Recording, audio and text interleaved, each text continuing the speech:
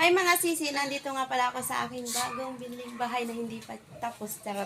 Oh, wow! At ito nga pala si Ate Daisy at ako'y magpapatulong sa kanya. Ito nga pala yung aking gustong bilhin dito sa house. Pakita ko sa inyo.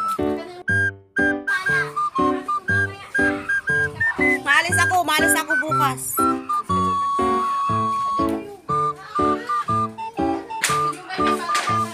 Ha?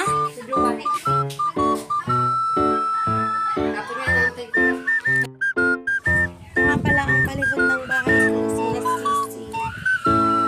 Medyo palitan na siya ng yero. Na siya pwedeng tirhan kasi sira na yung kanyang mga bubong. Kailangan lang ipaayos.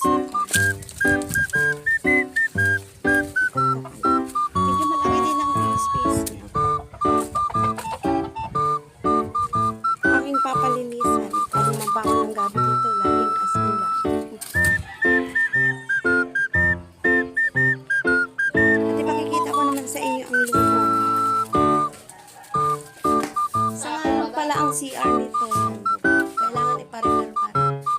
Ito yung pinaka-kusina niya. Ito yung isang kwarto niya. Malaki siya. Ito na yung pinaka-loob. Tama-tama lang sa